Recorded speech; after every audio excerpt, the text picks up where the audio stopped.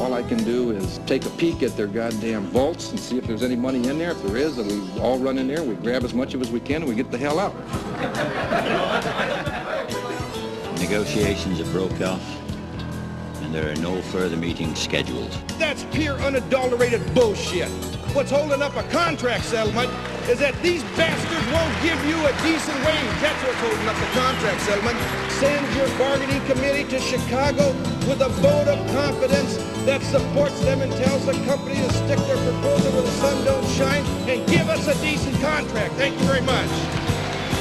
Sometimes you have to fire the people up to send a very clear message to management that the workers are really ticked off.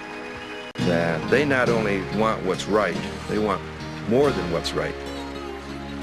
You better be prepared to give a lot back that was taken away from us. Where are you from? You four can start looking for another job just like what you think. You want to come back to these meetings? I worked out in that goddamn plant and I busted my ass for you guys. Do you want to come back? For over 18 years on production. And all of a sudden you put the goddamn hammer down and we go from our 1069 down to $6.50 walk back in that plant on a Monday with the production going. You want to come back? You keep your mouth shut. I took a goddamn double okay? kick.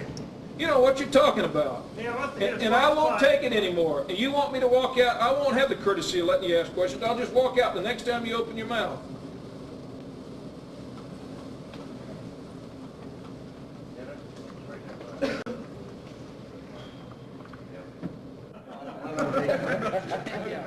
The more that the membership seems unreasonable, the more that the bargaining committee seems unreasonable, the tougher they are.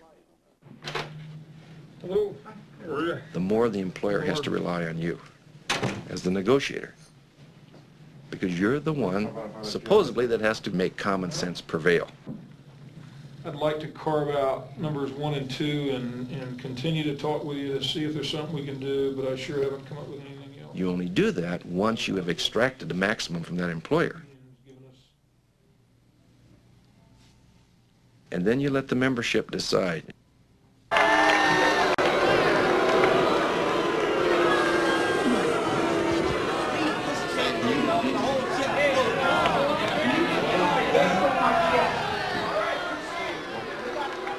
That's always a danger, I guess, when you fire the troops up, is that you get their expectations so high, and they really believe that those expectations can be met, and if you don't meet them, they believe you haven't done your job, and may even believe that you sold them out.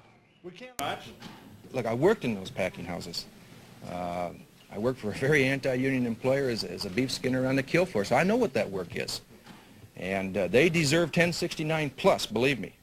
And I know that one of the things that Local 9 has said to the packing committee is, well, if we could get 1069 there, that's the shining star and everybody will go to that.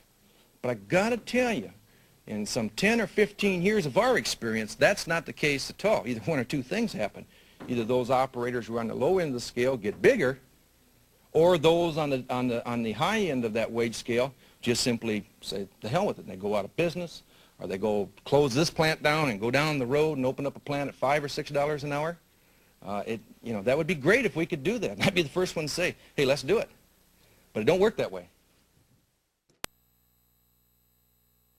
And Omaha Council on Auto and Truck Recyclers Association. It used to be, you always had problems. You always had one or two local unions that were going through real serious problems, but you had some time to sit and think about it, and you had some time to get out there and work with them and stay with them and help them work through those problems. But what you've had in the last 4 or 5 years is everybody's had problems, and they've had them all at the same time, and you're just running all over the country in all different directions. And you have to pick your fights. And if I get a little emotional, I seem tired about this, this is not jerk-off time. I mean, this is serious business. You damn well better be able to inflict some economic damage on that employer. If you cannot get into his pockets and take a lot of money out of it and make the employer understand that it's better to settle than it is to continue to fight or the losses will mount, then the employer will crush you. I have a family like you have, and I want to be able to say to them, as Hubert Humphrey said, I'd rather live 50 years like a tiger than 100 years like a chicken.